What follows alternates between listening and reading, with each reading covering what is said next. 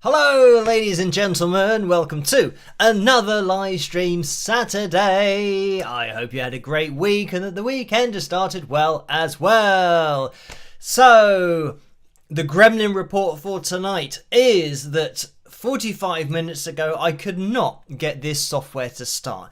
I had 5 failed attempts where Mac users will know you just get the spinning rainbow disc, just keeps on going round. And then I figured out that it was due to my USB thing I've got, or hub, probably a more technical name for it. The USB hub, which wasn't working. And it's self-powered, and I don't understand why it stops working, because it stopped working before, during a live stream, I think. So it means that the software doesn't get the signal to read from the external hard drive, and that's why it wasn't loading. So at least I figured out what the problem was. The only problem is that I can't stop it from happening if it happens again during the live stream. So we will see what happens anyway. Hello to you guys in the live chat room tonight. In there we have Billy, Kevin, Diamond Girl, Anna, Tammy, Gail, Corey, B, Alison, Terry, Joe, Leslie, Ann, Gail, Elaine, Charlie, Roseanne, Leslie, Muriel, Bob's in there as well. And now it's going too quickly for me to be able to spot all of the names. But thank you for joining me tonight. And let me get the names of my patrons up on screen, because they make this all possible in the first place. And a huge thank you to you guys. You know who you are. And they make everything possible on the channel. They are the foundation of everything that I do, as I always say. So yeah, massive shout out to you guys at the bottom of the screen. So tonight we're going to be having a troll corner, and it's going to be an interesting one because this is going to be more of a specific troll corner, because there have been two who've been enjoying themselves in the comments section, and yeah, I'll be featuring that a little bit later on. But usually it's just more of a general thing about trolls, but these are, yeah, and as long-time viewers of my channel will know, that I don't block or remove any comments on my channel. So yeah, if you go through the comments section, you'll see the trolls and the kind of comments that they leave. We don't get a lot of them, but yeah, it's great when well, it's entertaining when you get a couple of trolls that are then talking to each other. And yeah, we'll be looking into that a little bit later on. So, actually there's another thing that, yeah, isn't troll related. I'll probably address it during the live stream just to chat about it a little bit. But anyway, yes, let's get everything up on screen, because tonight we are going to be aiming for 570 likes. Now this would be a new record for the channel on a live stream. So as you come through the door, if you could hit that thumbs up, it would be very much appreciated. And as always, if we hit that target, it means that we are going to be having a jam at the end of the live stream. Now let's get the likeometer up on screen to see where we are at. We are at 266 likes so far, so thank you guys for that. That means we're looking for 289. That is just a random number that has popped into my head, and I'm going to go with it. So it might have been right actually, because if we get to 300, that would be 270. So yeah, I'm going to check out just while I think I've got the maths right. Anyway, yeah. We'll keep on. Well, yeah, now it's going to be, what, 267 more people before the end of the live stream. So, yeah, we need a few more people to get involved. But if you can hit that thumbs up, that would be great. It really does help this live stream to get out there, but for the channel to grow on the whole. So, I can see that there's been a donation in the super chat window. Thank you for that, Paul. I will just jump to that in a second. But as you guys know, you don't have to donate, just watching is great. And yeah, and that goes for everything. You don't have to donate to request an analysis video. Just send me whichever video that you want me to check it out, or check it out. Check out the video of, or check it out, the performance, I mean. Anyway, with the analysis videos and the requests, I do have quite a long list. So this is the thing, that it might take a very long time to get to. And especially considering the subscriber count now, which we will jump into quickly, and Paul has mentioned this, but we are now at 414,000 subscribers. So thank you everyone for watching, subscribing and hitting that thumbs up, getting involved and tuning into these live streams as well. It's great to interact with you guys in a live setting.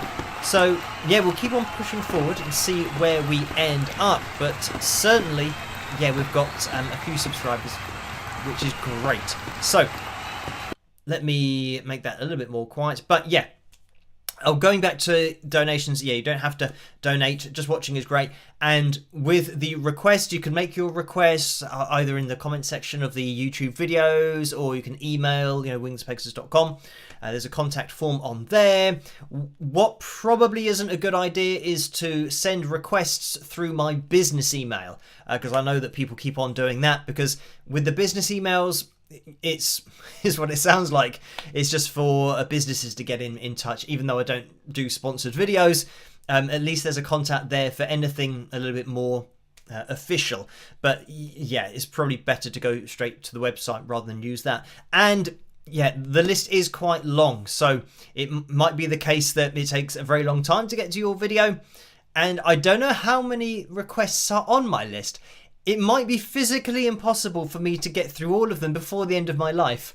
That could be a possibility, considering the amount of requests there have been and the amount of subscribers. I mean, if somebody can work this out in the live chat room, if I do 3 videos a week and there's 414,000 requests, how long does that take? How many weeks would I need to do analysis videos for, or how many years? would that take? Obviously, somebody who's good at maths can work that out, because I won't be able to work that out at all. So there we go. That's something for somebody in the live chat room to figure out. And I'll keep an eye on the live chat room to see what number that is. I see, just thinking about it, that is a lot. If everyone just requests, and this is the other thing, some people email me with 5 or 6 videos, and generally I do have a rule about that I think I can't just do 6 videos of one person's requests. I like to just do one of those, and then I'll move on to somebody else's request, rather than somebody just hogging the request list and doing, like 12 videos that all came from the same person. So yeah, I do mix it around a little bit. So let me skip this advert. We've got some maths going on. Alison says 414,000 times 3 equals 1,242,000. So I don't know. That doesn't really help me as to how many weeks. Vince says over 100,000 weeks. So that's about 2,000 years. So there we go. So if you do make a request, be prepared to wait for 2,000 years. Laura says 2,653 years. So yeah, just be prepared for that. But yeah, as you guys know, I do my best to get through them. Sometimes, which is actually the case for tomorrow night's video, sometimes I receive an email and then receive another email, and then I get another email, and they just keep on coming through with the same request. And generally that kind of thing happens when either something controversial's happened, or people are arguing about a recent performance, and that's something that happened with the Eagles video that I made, the Celine Dion one, and then tomorrow night's video as well. It's just like a wave of requests that come through, and I think in those kind of cases, it isn't like looking at a performance from 1975 or something, which has been around for a long time and a lot of people have seen it. It's now something that people are having disagreements about and debating and maybe arguing over a recent performance, and everyone's involved in the conversation. And of course everyone emails me because they want me to analyze it to then settle whatever the argument may be. So that is something that's going to be happening tomorrow. A request that I had multiple times. I think I said in that video that my inbox exploded with all of these messages. So yeah, I'll be jumping into that one tomorrow night, so look out for that. 8 p.m. British summertime. I'm thinking when we're not in, well, it doesn't feel like we're in summertime anymore, but when the clocks change, I assume that's when I'll be then going back to Greenwich Mean Time.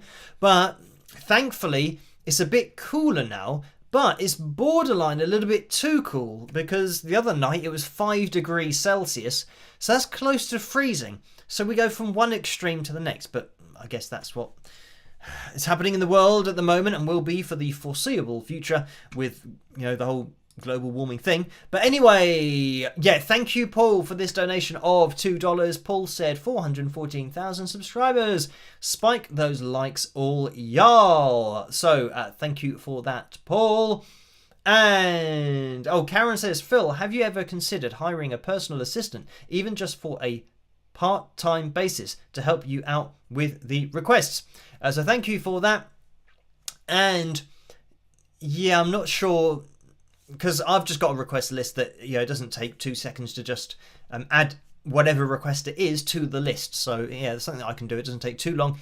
And yeah, the only thing that an assistant would be doing would be, I don't know, they'd be going through the list, choosing different things, whereas I don't want somebody to go through the list and then say, do this one, because then the person who's doing it might have their own agenda of wanting particular artists featured, but then other artists not featured and all that kind of stuff. And that's reminded me about another troll thing that I can mention a little bit later on. So let me make a note of this. What am I going to write down in order to remember? Okay. That. It's not going to I'm going to make it a different colour so that hopefully it's going to stand out, so I remember it for Troll Corner. Anyway, right, that's that done. Karen's donated $10 as well. Thank you for that, Karen. And the message is, greetings, Phil. I was just wondering if you and Seal have had a chance to talk lately. Whenever you two are able to chat, it will be very interesting. So thank you for that, Karen.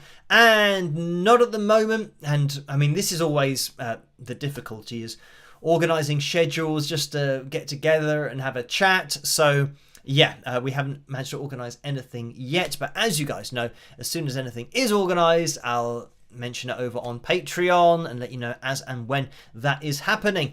Right, let me jump over to the PayPal window as well, because there have been donations in there, so thank you guys for these. And the first one came through from Cindy, so thank you for that, Cindy, and that was for £50. And that is a straight up donation. I'm just checking to see if there are any messages, and also I need to push this out of the way a little bit so that I can see what's going on. Right, Gordon has donated £10 as well. Thank you for that, Gordon. And this is a straight up donation as well, so thank you for that. And Kenneth has donated £10. Thank you for that, Kenneth. And that's a straight up donation. And and then somebody has donated, and I just read in capital letters underneath it says private. So there you go. So somebody's donated and don't want to be referenced, but thank you for that donation. And Nicole's donated £10 as well. Thank you for that, Nicole. And the message is, hello, Phil. A beautiful weekend for you. Here, the sky is blue, and let's demonstrate world peace. Hope and pray. Kiss and rock. Always. So thank you for that, Nicole. And Tammy has donated £10 as well. Thank you for that, Tammy. And the message is, hi, Phil. Congratulations on hitting 414,000 subscribers. Do you like operas? Have you ever been to one? Rock. So thank you for that. And I haven't been to an opera. All I've been to is, musical theatre productions in London. Not that I kind of go and watch those. It's just something that I've done on a few occasions as part of school trips. So a very long time ago now. But then I also went to see, I think maybe when I was a little bit older, The Sound of Music. So I don't know how old I was then. Maybe in my early 20s, mid 20s, something like that. I can't remember. But the reason that was something that I think a lot of people went to watch at that time. There was a reality TV show kind of thing where they were auditioning for the part of Maria. So the whole auditioning process was like the X Factor, or Britain's Got Talent, America's Got Talent. Is that kind of thing where lots of people were obviously wanting to play the part, but it was voted for by people at home. So then the person that won it was then performing at the West End. So it means that person was very well known, and then we went to watch it and see that person be Maria. So yeah, that was good. And what else did I see? I also watched, but this wasn't a musical, so it doesn't really count. War Horse. There you go. I watched that. So and that was after watching the movie, and I thought, it'd be good to go and watch that. Interestingly, on stage, what they do is there are people pretending to be horses, but when I say that, it sounds absolutely rubbish. The people didn't dress up as horses. They were controlling machines that looked like horses. So they were wearing, I don't know, like black clothing underneath the horse so that it made it look a little bit realistic. Obviously, you had to suspend your, I don't know, belief or disbelief, or you had to allow the illusion to happen, kind of thing, because if you were to look closely, say, oh look, there's the person controlling the horse. So yeah, that's something that I went to watch just with my mum, because my dad thought it was stupid because the people are controlling the horses. So there you go. But that's something I went to watch, but there wasn't any singing in that. It's more of a serious thing. But yeah, in terms of opera, I haven't seen any operas. Yeah, just musical theatre production. So thank you for that, Tammy. And we have a donation from Orlando for £10. So thank you for that, Orlando. And the message is, perhaps you heard about the onstage dust-up between members of Jane's Addiction, mainly vocalist Perry Farrell and lead guitarist Dave Navarro. I read in the New York Post that Perry was deeply upset that the guitar and drums were drowning out his vocals. In other words, the music was too loud, and Perry had to shout to be heard. Who is to blame for that? The sound engineer or mixer? So thank you for that, Orlando. Long question, but I would say probably a combination of the two. So first of all, the vocalist will be singing at a particular volume, which is just the way that they sing. And this is a huge problem when singing live, is if the setup isn't right, then sometimes you have to shout to be heard. But shouting isn't singing. And that's what will do your voice in, as it does anybody's voice in when they're shouting all night. And the next day when you wake up, your voice is hoarse. No relation to the warhorse thing that I just said. Hoarse as in it's croaky and your voice doesn't work very well. So the engineer needs to make sure that during the sound check, everything's fine and you're getting enough signal for, getting it at the level that the vocalist is going to sing at. And then once that level is correct, if that level's not correct, it means that on the mixer, no matter how much you're boosting that volume, there's only so much that you can boost it. And once you reach 11, once you reach the top of, the volume on your mixer, and it's still going to be too quiet because it hasn't been set up correctly, that means that, and it might even be that the PA system isn't loud enough, but on a huge gig you're never going to be in that situation. But what can happen is you can push all of the instrumentation too much and you get a really nice mix of the band and the instrumentation, but then you haven't left any headroom. So when the vocal is there, if the vocalist is at the same level or lower, all you can do is push them to the same point, at which point it's now down to the vocalist to shout or try and sing as loudly as possible to be heard above the instrumentation. So, yeah, it's going to be, I'd say, initially the sound engineer, you want to get everything sorted and make sure with the vocalist that it's all, at a level that they want to, that they're not straining, because, that's just going to damage their voice. And then going to the mixer, if everything was set up perfectly by the engineer, where there's loads of headroom, and say, for example, they're getting a nice mix across the band at maybe, 5, if we take 11 out of the equation, let's go to 10. So we're saying about half our mixer inputs at 5. If you're getting a nice sound there, you've got headroom, or even 6 or 7, you've still got headroom when the vocalist comes in at the same level to place them above everything else. The problem is when you're pushing everything and then you haven't got anywhere to go from there. So that's where the singer will always feel like they've then got to shout, because as much as they say, oh, vocals up, if the guy at the desk is already at 10 or 11, he can't do it. All he can do is turn everything else down. But yeah, I don't know whether sound guys would do that. They unfortunately, singers tend to get a bit of a rough deal. The sound guys generally won't bring everything else down. They'll probably say to the singer, just sing louder, because they don't necessarily understand how delicate the voice is. That, if you do that, then not only going to now struggle for high notes because you're trying to force them out at a louder volume, but you're just going to wreck your voice. So I certainly have a lot of sympathy for singers in that kind of situation. But I think it's probably a combination of the two. But if the engineers set everything up absolutely fine, then it would have been the sound guy's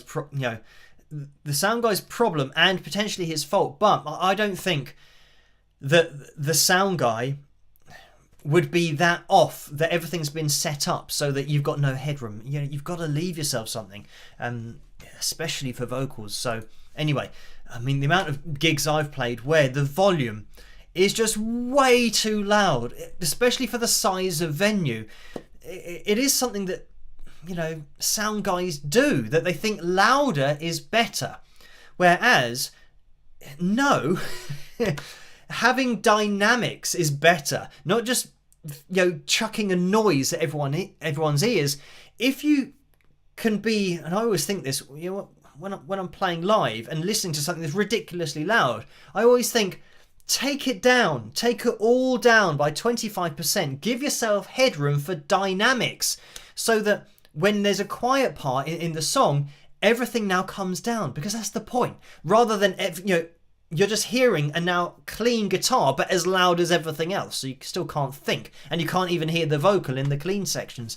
So this is it. Yeah, bring it all down, have headroom so that you can mix, and give people a dynamic journey as well as a musical one from the band.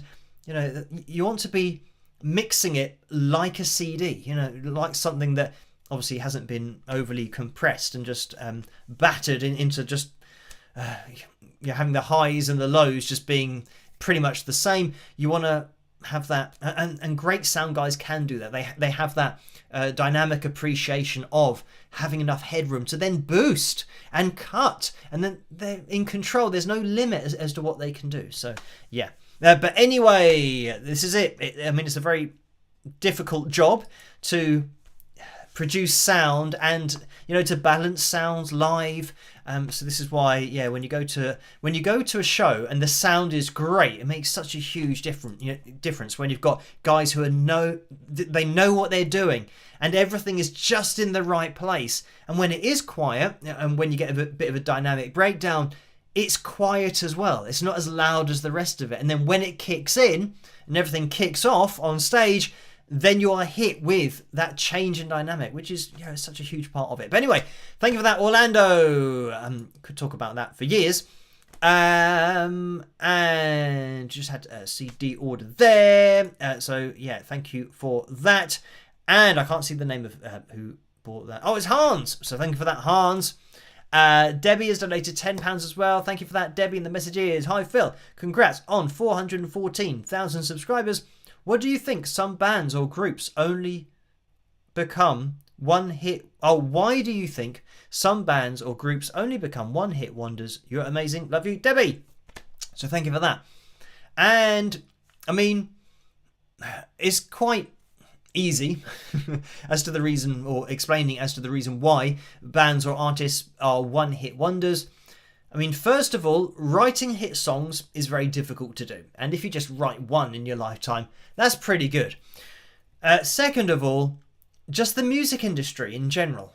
Because you'll get signed for, nowadays you can get signed for a single, or maybe 3 singles, or maybe 1 album. But you're not going to get a deal unless you're a huge selling artist. But then again, you might not even get that nowadays, where you get like a 3-album deal or a 5-album deal. So it's the period with which you are signed, or for which you are signed. So you record a song and you release a song and it's great and it's a hit and you're on top of the world. It's fantastic, amazing. You then release your next song, which doesn't do as well. You then release your next song, which did worse than the second song. And the record label already are thinking, oh, we've had our hit, so now what's happening? So do we keep this person who's now on a downward trajectory, or do we sign somebody else and hope that they now have a hit and we can work off that? So this is, and it might even be for the album. You can have, some bands have a great first album, and then the next album is a little bit, it's not as good as the first album. And generally, the reason for that is just time. Because on the first album, they might have got down 10 songs that they've been gigging for years, and they're really confident with those songs, and they like them, and they build up a following, so they know the songs are strong. They record their album, release it, it's great, and now the record label say, right, we want another album in 6 months' time. So go away, write that, record it, and we'll release it at this date. So now they've got a deadline, and they're coming up with songs, or trying to write songs that they don't know if they work. They haven't gigged them for years, knowing the crowd reaction. So yeah, it's very difficult. And this is why when you start putting business into the creativity of writing songs before they might not have even been signed when they're writing their songs for their first album, because they were doing it for the love of it and just, performing their songs live, and it was all great. As soon as they get signed, it gets released, everyone buys it, it's amazing. Second album, now they're not writing for the love of it, they're writing to finish it within the deadline. And that's a totally different approach. Artistically, creatively, that's not how you write. When you're just creating stuff for the love of it and there's no deadline, you can just come up with whatever you want to. So yeah, that's the problem. It's the business side of it that means that people either have a one-hit wonder, or they might have one album that does well and then they disappear off the face of the planet because they're not built to create in that kind of time zone, or I say time zone, with that pressure of time. And yeah, I mean, a lot of artists have had writer's block when that kind of thing happens, when they say, okay, now be creative on demand, so go. And they say, well, yeah, but I'm not inspired by anything, so what am I going to write about? And say, well, write something, because we've got to release it in 6 months, and we've only got so long and we're in the studio next week to record 4 of the songs. And they'll say, well, I haven't written 4 songs yet. So well, get on with it. You're never going to write hits doing that when you're under that amount of pressure. And there are some people that are great songwriters who might be able to get their mind in the right place for doing it under pressure when they're writing for labels to then distribute to lots of different artists. But when you're talking about an artist themselves having to come up with something that's really good and really, really quick, and it's going to be a hit, again, you can't predict what's going to be a hit. You don't know, there could be a song that you don't think is going to be a hit, and then it turns out to be one. There's 1,000,001 examples of that, where there's a particular song that the producers or the record label executives or management, they didn't want to release a song because they didn't think it was very good, but then they release it and guess what, it's a hit. And it could even be the song that that band or artist is known for, and it's something that they didn't want to release because they didn't think it was very good. So yeah, you can't really predict what's going to be a hit or not, but certainly putting pressure on people, especially creatively, is something that's never going to work. Otherwise, everyone would release a song, have a hit, release another song, that's another hit, release another song, another hit. They release an album, that is a hit album, next album, hit album. That's it. As soon as you apply the pressure, it's not the same creative space that they were in when they wrote and created those songs in the first place that are very popular and do very well. Anyway, thank you for that, Debbie. That's another thing I could talk for years about. Vera's donated £14.59. Thank you for that, Vera. And the message is, hi Phil, though music has soothed my soul since age 12, I know very little about how music is made. Will you speak about the use of a capo or capo over in the USA? What is the purpose of using a capo? Thanks, Vera. So thank you for that. And all it's doing is moving the bottom of the guitar up, like higher up the fretboard. So when you're playing chords higher up the guitar, you have to do something called a bar chord, and you might recognize this, where you put your first finger all the way over the guitar and then you place the chord in with the rest of your hand, and then you move up and down. Now bar chords are slightly more difficult to do because you need to be quite firm with it and have a strong wrist to hold down 6 strings effectively at the same time, which is going on. But some people that don't like to do bar chords, or if they're playing a piece where you need the open string sound, they use a capo, which means it takes, it's moving the tuning of the guitar higher up. So then you don't have to worry about putting your first finger across because the capo is doing the first finger job for you. So it means that you can just, use 3 fingers for where you would be placing the other 3 fingers. So yeah, there are some people that just don't play with bar chords. They use a capo to just place it where they want it for their composition. So yeah, that's what a capo does. So thank you for that, Vera. And Gordon's donated £5.36. So thank you for that, Gordon. The message is 414,000 subscribers. Wowza. Always enjoy your content. I do feel that you do a great job and don't need to constantly explain yourself.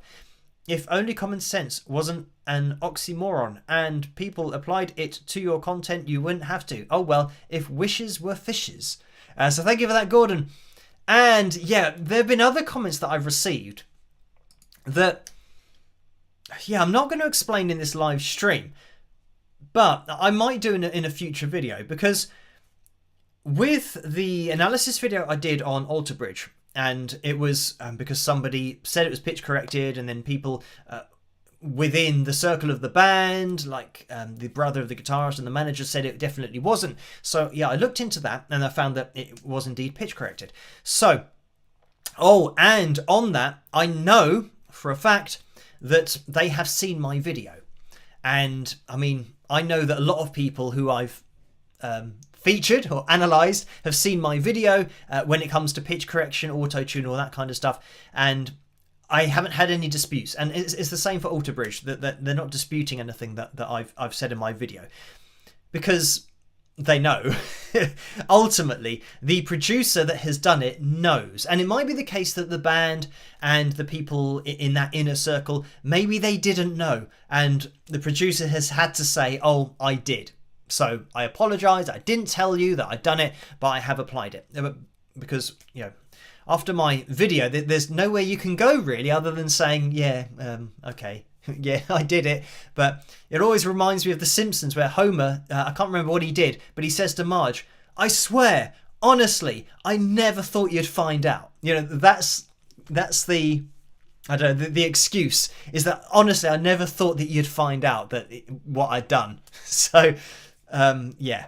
Anyway, going back to it, it was that video where I'm explaining about I can't remember what it was, but there was an issue where different vocals from different nights, and I was showing that we are looking at the same audio, the same vocal from the same night, because we had peaks that were happening at the same 100th of a second, and not millisecond like I said in the video, is 100th of a second. So that's how quickly these points are happening, and they lined up. So it's just impossible to do that with vocal cords, to control them to within 100th of a second. So we know it's exactly the same vocal phrase, but one had been moved up towards the line. So anyway, back to my point. I've had multiple comments where people have been quoting or telling me about the Doppler effect. And it's something that the reason I don't mention it in the video is because it's totally not applicable. And I've mentioned it in other videos, and I think on a live stream about, for example, when, if you don't know what it is, a police car or an ambulance goes past you quickly, it goes, "Nino, Nino, Nino, Nino," and the pitch changes because of the speed they're passing, and the waves of sound are accelerating away from you faster than they get to you. So it means that if you imagine the sound, like short frequencies are high notes, long frequencies, length of waves, are lower notes. If you imagine when they get stretched out, you go nino, nino, nino, they get stretched out nino, nino, nino, because they're going in the other direction really quickly. So that's the Doppler effect. That's what happens with that sound. And people who are seemingly intelligent and understand the principle were saying that, oh, just because you're putting it on a graph, it doesn't mean that what you're saying is true. The Doppler effect, for example, would be another explanation. And I know about it, and I know how it works. And the reason that I don't even mention it is because it's not even a consideration. When somebody's holding a phone and sound is coming out of a stationary speaker and the phone is stationary, nothing's moving. So there can't be a Doppler effect going on. And somebody's not picking up the speaker and moving it around at 50 miles an hour, and then you're getting a change in pitch. So, yeah, but I don't know. I try to explain to these people that the reason I don't mention, I understand what it is, but it's irrelevant. You can't apply it to that. So to say that, oh, yeah, what you're saying might not be true because of this, that happens when you're traveling at 70 miles an hour with a speaker, holding it on your back, and you run past somebody with a phone who's filming it. But yeah, so I don't know whether I'll explain that in another video, but it's always interesting that whenever I release a video and then people say something about it. So I've addressed the fact that they were definitely the same vocal. So that's that first question. But now, and I even had somebody who said that, again, what I'm showing on screen might not necessarily be true because, and this is actually serious, they said somebody could have opened a door backstage and therefore the air that gets displaced from the door has affected the sound waves to then getting to the audience. And this is a serious comment. So I just replied to them saying, but if that were the case, then every live gig would be an absolute mess. When people go to the bathroom, they're opening the doors all the time. So I don't understand. I don't understand the thought process to think that opening a door, yes, air is going to be displaced, but again, it's not affecting pitch. And this is what I say in my video, that pitch just happens. And then there's another person that said, oh, in your video, you're wrong when you say that every noise has a pitch. In acoustic science, it doesn't. But it does. Every noise that you make or that you can hear, maybe they don't think I'm talking about noises you can hear. Because of course there are pitches that humans can't hear. It doesn't mean that sound's not happening. It just means that we can't hear it. Our ears aren't attuned to that frequency. So yeah, every noise does have a pitch, and it might be a collection of pitches. I'm not saying that every noise is tonal, that is, I'm not saying every noise is like that, but I'm saying that when an explosion happens, an explosion, for example, is lots of low frequencies all kicking off at the same time. But all of those frequencies have an independent pitch that are all, together in one noise. So it's still the same principle that, yeah, it might be a very low frequency that you can't really pick out clearly with your ears, but it is still a collection of pitches. You can see on an EQ monitor, you get an EQ wave. It shows you the sound and all the frequencies that are effectively firing off at that time, and each of those frequencies, if you made them tonal, would be a note. So yeah, but like I said, it is interesting, people who are asking me these questions and coming up with different theories as to I did say as well that the theory of opening and closing doors, for example, that is happening exactly on and only on the notes that are flat and sharp, and they're opening the door just far enough or short enough to get it calibrated to A440 standard pitch, equal temperament. So yeah, I said it's a little bit too much of a coincidence for me that that's the default setting on Melodyne. It's now on that line, but trying to say that, oh no, he opened the door in the behind the back of the stage or behind the band at just the right time, so that note was now exactly on the line. And then it happened for this note as well, and that note as well, and then all of these notes when he's holding the note, and it was, yeah. But anyway, yeah, it's good to be able to at least get these questions so that I can say, well, no, I know what you're saying, and I've already considered that when I made my video, but didn't think it was worth mentioning because it literally isn't applicable in any way, shape or form to the audio that we're listening to and what we can see, how we can see that the speakers aren't moving and the phone isn't moving because they're filming, they're keeping it as still as they can. So there's going to be no Doppler effect going on. Thank you for that, Gordon, that donation. We got a little bit sidetracked there. Alice has donated £50. Thank you for that, Alice. And the message is, new subscriber and love your analysis videos. Guitar question. Why do live guitar players use different guitars for different songs, and besides tuning, what affects the sound of a guitar? So thank you for that, Alice. So different guitars, you'll have just different tunings really, but then again, that's one reason, different tunings, and you'll often see this where a guitarist will change guitar because now it might be in drop D, for example, even though you can do that quickly on your guitar. More applicable would be, let's say, for example, it's in E flat rather than standard tuning, which is E.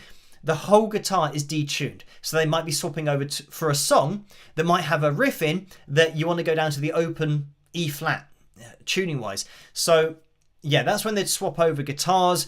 Sometimes you have guitars that have two necks on them, and that's the same thing, that you'll have one that's tuned one way, one that's tuned the other way. You might even have a neck that is in open tuning, which means it's tuned to a chord for playing slide.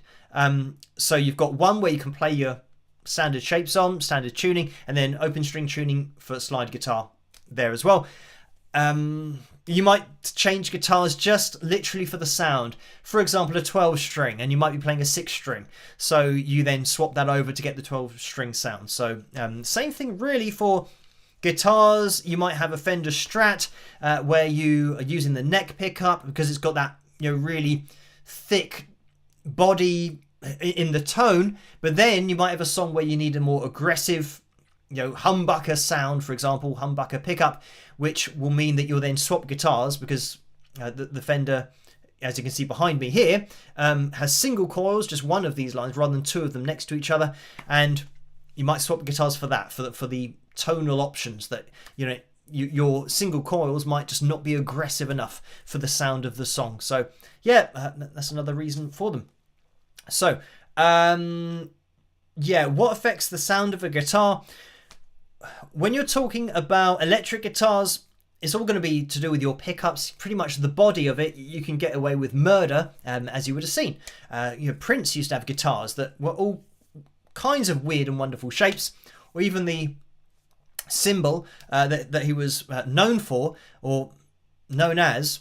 But anyway, yeah, electric guitars, yeah, you can design those however you want, really. When you get to acoustic guitars, this is where the body, and acoustic guitars all pretty much follow the same shape or the same design, because that's the optimum design for getting the best sound, the best tone from the guitar. And you'll see that classical guitars have a slight, they won't have a cutaway in them, for example, and a cutaway is the bit that sits over your leg. Well, it doesn't sit over your leg. It's not designed for that purpose. It's designed so that you can get your hand higher up the fretboard without the body then getting in the way, which would happen on a guitar that doesn't have a cutaway. But yeah, when you start getting into acoustic guitars, the shapes are now much more similar than if you were looking at electric guitars. But of course, electric guitars, like the Strat here, but then the Gem, you can see that they follow a particular shape because it's just a nice shape. It's desirable. It kind of looks cool. And I think a lot of people who are learning to play, who then become great guitarists and become very famous guitarists, they tend to design their guitars in the kind of shape that their idols might have played. They don't go too crazy with it. And as you can see here that Steve Vai's put a little handle in there, which is very useful. And again, you can do that because it's not going to affect the acoustic sound because it's really only relying on, to a certain extent, a bit of the body of the guitar, but more so it's going to be now to do with the pickups. So this is why guitars, you can get away with lots of different designs, but acoustic guitars will always be relatively similar. You might have a cutaway, but you might not have a cutaway, but there's not going to be an acoustic guitar that has a totally random shape to it, because it will affect tone. It will affect the way that the sound resonates within the guitar. So anyway, yes, thank you for that, Alice. And let me jump into the next one. Jackie has donated £1.46. So thank you for that, Jackie. And that's Jackie with a C, so I hope that I'm saying that correctly. And Connie has donated £20 as well. Thank you for that, Connie. And the message is, hi Phil, for the hard drive fund, peace, love and rock, Connie. So yeah, thank you for that. Yeah, another £20 for the hard drive fund is always very much welcome. So yeah, thank you, Connie. Karen's donated £6.48 as well. Thank you for that, Karen. The message is, hi Phil, congrats on hitting 414,000 subscribers. I understand why you prefer not to have a personal assistant. Speaking about sounding hoarse, that's me with laryngitis and a bad cold, so it's hot soup and tea for me, and much deserved appreciation for all you do. Thanks for this happy place. Cheers, Karen. So thank you for that, and get well soon. And there's been another one that's come through. Sue's donated £5. Thank you for that, Sue. And the message is, hair looks good tonight.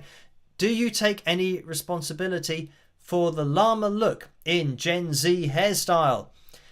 So I don't even know what that is. I can't take any responsibility for it, other than, yeah, my hair at the moment, I mean, you might be able to see that we've got one side of the fringe, which is, again, doing this theme park slide thing, and the other side, if I turn my head, is going straight down. So, yeah, totally different opposite sides of the fringe tonight, but it's just doing what it does, which is totally random. Thank you for that. So... And Cindy has donated £10. Thank you for that, Cindy. The message is that Homer Simpson quote was when he told Marge he got rid of a gun, but instead he hid it in the vegetable bin because he thought Bart wouldn't find it there, with a smiley face. So thank you for that, Cindy. And Susan has donated £20. Thank you for that, Susan. The message is your explanation videos show incontrovertible evidence of pitch correction. Evidence doesn't care if people believe in it or not. It is. Oh, it just is. Keep teaching. We'll keep watching, with a smiley face. Thank you for that, Susan. And let me quickly address these donations in the super chat window. Then we've got to get into Troll Corner. It's almost midnight. We've got to get into the cover video as well. Right. Quick. Long Island Hillbillies donated $9.99, and that's their 5th donation in the super chat window. Thank you for that. And that's a straight up donation. Vicky has donated $5. Thank you for that, Vicky. The message is, do you actually take time out for self-care? Thank you for that, Vicky. And, well, I think I'm quite sensible and level-headed about everything. Sometimes at night, if there are too many messages, if it gets past 6 a.m, then I say, right, I'm going to do it tomorrow. So there you go. And I know that saying 6 a.m, people say, well, that's the morning. It's like, well, yeah, that's when my cut-off point is for if the emails take me up to that point. So, yeah, I'd say that my time out for self-care is, or used to be, playing golf. And now that I'm doing a little bit of the motion of playing golf, that is something that is part of my physio for building my arm back up and strengthening the tendons and the ligaments. Or I should say the tendon and the ligament, because it's one of each that I'm doing at the moment. So I'd say when I'm doing that, it's just something that, yeah, has nothing to do with music, and yeah, I enjoy just getting myself back into the swing of things, pun intended. But yeah, it would be great to get back to playing golf just normally and not having to worry about my arm. And then, yeah, I mean, it's good because it's always like a full round is like 3 hours or 4 hours if you get caught behind people. But it is just that amount of time away, and, you know, it's getting out and not having to worry about answering emails and all that kind of stuff. So that's something that I enjoy doing. So thank you for that. And Parker Adams has donated £1.99. So thank you for that. And that's the first donation. And the message is, did Alter Bridge ever contact you? So thank you for that. And no, they didn't contact me directly. But yeah, I think the amount of people that have seen the video and the response from the inner circle people or persons shows that, yeah, they are aware of the video. And I would say that if the Eagles video that I did hasn't been disputed, because I think if there were one case where they would look at it and think, right, how can we remove this from the internet, from people seeing it, that would be the band with the legal team that would have done it. So I think if they can't remove it because they know what I'm saying is true, then I think anything else after that, once I do that, I'm just doing the same thing on every analysis video. So yeah, Alter Bridge haven't been in contact, but certainly they would have seen the video, and there's nothing really to be disputed. All they can do is just have a discussion amongst themselves and maybe make the communication a bit clearer from one person to the next, and all be on the same page, so that some people say things that aren't actually true, and then they get caught out, unfortunately. But that's the problem when there's not total honesty between, you know, producers, band members, singers, and then family members, all that kind of stuff. It does get, unfortunately, very messy potentially. But thank you for that. Right, we are going to be jumping into... let's quickly get into Troll Corner. And then we'll jump into the cover video. Right, I'll see you guys in a second.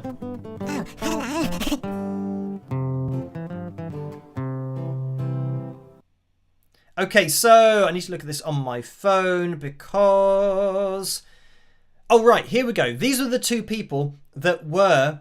I think this might have been underneath the more recent Alter Bridge video. So you guys can go and check it out if you want to. These are replies to a previous comment. And this person said, he's a failed musician, a nobody in the music industry. Obviously talking about me. And then somebody else replied saying, exactly. What does he teach? He uses the Melodyne program. Anyone can buy it or download it. You put it in a song or live track and can display it... or manipulate it in a variety of ways. Phil can't sing and can't even read music. So, first of all, apparently I'm a failed musician and I sell my music. People buy my music and people watching this live stream will have my music. They'll have a CD. So, yeah, it's not failing if people are buying your music. And I think somebody else replied actually that selling your music but not being famous doesn't mean that you're failing. It just means that you're not famous. And I've got no desire to be famous. As long as people are buying my music, then that's good enough for me. I'm quite happy. And that was always my goal, was to sell my music and to be able to make a living from selling my music. So yeah, I don't think it's necessarily failing. But the other person said, exactly, what does he teach? Well, I've been teaching for 20 years, you know, guitar. I've been teaching that for a very long time. But also just on the channel, pointing out things and hopefully educating people now and again. And then he says he uses the Melodyne program. I don't use it. Like, I've openly said on videos that I don't use this. I'm trying to use it to give an example of what can be achieved with it, but on my music as an artist, I don't use pitch correction. It's not something I'm into. I'd rather just sing myself. So that's wrong. And he says anyone can buy it or download it. Yes, everyone can buy Melodyne. That's the thing everyone is using. That's what I'm pointing out in every single video. And to my shock, I think it's about £200 or £300 to buy Melodyne, like not the free version, to actually, you know, use the functionality and not even all of the, you know, functions that you can do on it. But I thought, well, I'll buy it just to see, you know, what it can do so I can show people. Because, yeah, I didn't have it previously before doing these analysis videos. So people are spending that amount of money to try and get their voices more accurate. You know, if I was a singer, I thought, well, you know, buying Melodyne or just working at your voice as a singer, I'd like to think that people think, well, what, 200 or 300 quid? I'd rather just work at my voice. I'm not spending that amount of money to move it. But obviously a lot of people do. So anyway, yeah, I haven't seen any other comments after that. But I did reply just explaining that the whole reason that I do these videos is because I'm a musician and people are asking me to analyse it with my knowledge because of what I do and what I have done and, you know, production and all that kind of stuff as well. So I tried to explain it, but I did go on this person's, because I thought, you know, he said, you know, I'm a nobody in the industry. I do know a lot of people in the industry. I might not be famous myself, but as you guys will know, even talking earlier about Seal, you know, doing a video in the future and the fact that, you know, he's called me a couple of times. I've got his phone number. I know people in the industry and I have contact with them, but I'm not famous myself. So yeah, when he says that I'm a nobody in the industry, I thought, well, I'm going to say his name. It's Randy Peters 366. So I said to him that I haven't heard of your name, and I'm assuming that he must be well connected or he must be famous, because if I'm a nobody, he must know that I obviously don't know anybody. So I went onto his YouTube channel to check out his music and to see his videos, and he's got 0 subscribers and he hasn't got a video. So I'm more inclined to take Seal's opinion on things, and Buck Dahmer's opinion, and Shirley Lewis's opinion, and Morris Hayes' opinion. These people that have had a lifetime of performing at the highest level, I'd rather have their endorsement of my video rather than somebody saying, oh, he's a failed musician, he's a nobody. I don't think the people that I've just mentioned would entertain somebody who doesn't know what they're talking about, or is a fraud. So yeah, there you go. That's a little bit of troll corner. Somebody else said, and I don't think I've got this on my phone, but I remembered what it was. Somebody said about my K-pop analysis video, they said, this is such a misleading reaction. And then goes on to say about how, the guys that I was featuring, before judging them, listen to them singing in the studio and don't only pick one of their performances, pick something else. And then somebody else underneath, obviously a K-pop fan, said, I agree. But I then said, this isn't a reaction. This is an analysis. It's always the same. People send me a performance, I tell them what's going on with it. So saying that it's a misleading reaction, it couldn't be more the opposite. It's an objective analysis. It couldn't be less misleading. I'm literally telling you what is happening. I'm not trying to say, oh, this is really good, this is really bad, look at these notes they've missed, look at this note that they nailed. I'm not doing that. I'm just putting all of the objective information in front of people and saying that this is what's happening. And I say in that video, it's the reason why I can't get into it. It's because I want to hear people's voices without going through auto-tune first and then hearing the result. I want to do away with that and hear the person actually singing. So yeah, that was obviously they're fans of that particular K-pop band, and don't they obviously have a subjective opinion thinking that auto-tune is perceived to be bad, in which case I can't help that. I can't help their subjective opinion about me pointing out what is going on. So yeah, but it couldn't be less misleading. If anything, it's as leading as you can get, just saying that this is what's happening and here's the proof of what's happening. So there you go. Right, let's get out of Troll Corner. See you guys in a second.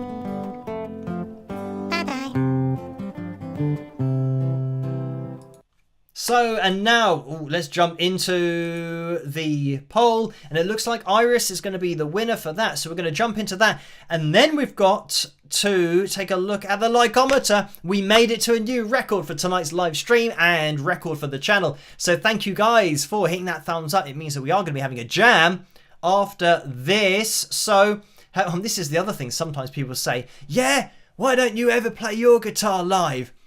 I say, I literally do it on every single live stream.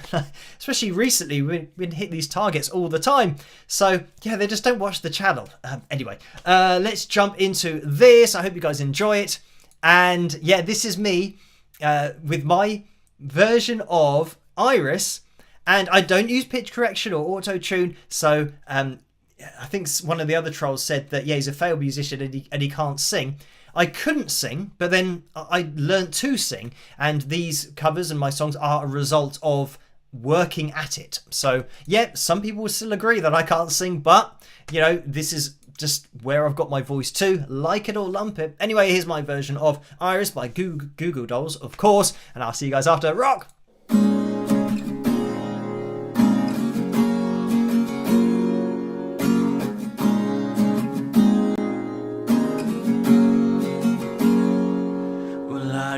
Up forever to touch you, 'cause I know that you feel me somehow.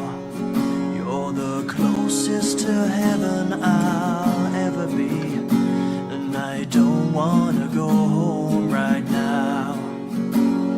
And all I can taste is this moment, and all I can breathe is your life.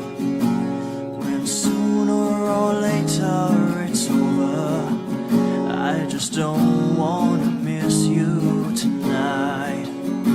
And I don't want the world to see me, 'cause I don't think that they'd understand Whenever there's a made to be broken, I just want you to know who I am.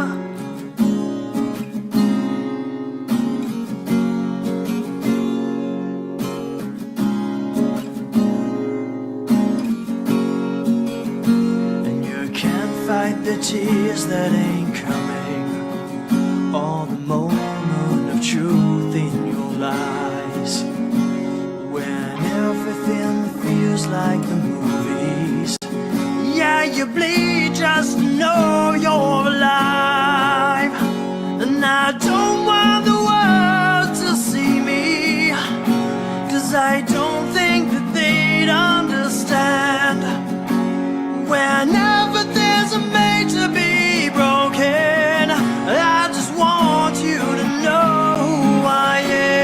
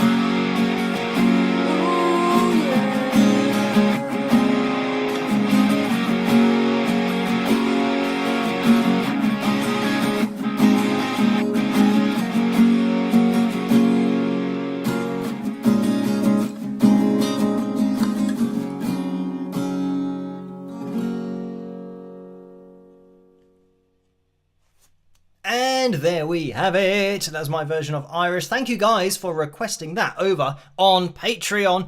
It was a bit of a, I don't know, acoustic showdown between, what was it, a Design for Life, I think we had as the other option. And yeah, Iris won out tonight. Right, we are going to be jumping into the jam for tonight. Turn on the microphone, zoom out, and oh, there's been another donation. Sue donated $4.99. Thank you for that, Sue, and said you're our favourite nobody, trolls be gone. So thank you for that. David donated $1 as well, a straight up donation there. Thank you for that, David. And Diamond Girls donated $5, so thank you for that. And let me grab the guitar. The message is that was beautiful for someone who can't sing or read music. You are a true talent and we all know it. So thank you for that. Right, busting out the guitar. Let's see what we can see here. And let me click on this. We're developing. Mute that. I heard that, which is good. Well, the advert just started. Okay, this is Peter Green style backing track in B minor from Fuzzville. That's the channel, all one word, Fuzzville. So that's where you can go to check this out. And let's see. Oh, it's 6.5 minutes. Okay, I'm going to have to get a move on with this. But let me know what it's like levels-wise in the live chat room. I'm assuming it's going to be a bit clean. Okay, did I zoom out? Yeah, Red Dude says yes.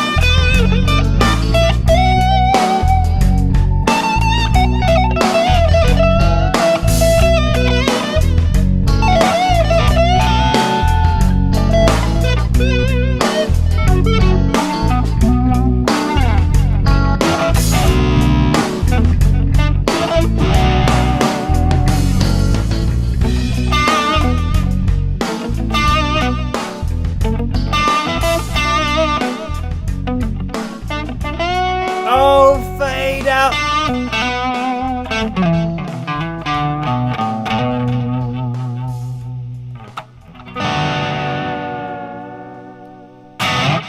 you go. So it didn't have an ending. So there you go. It is what it is. So yeah,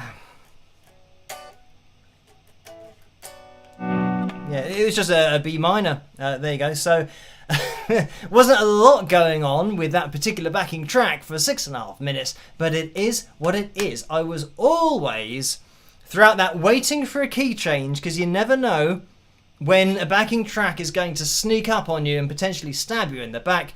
But there you go, that was it. Oh, Peter Green style backing track in B minor from Fuzzville, the YouTube channel. So you guys can check that out if you want to jam along yourselves. So anyway, we've had another donation from Karen in the super chat window. So thank you for that. And it's $10.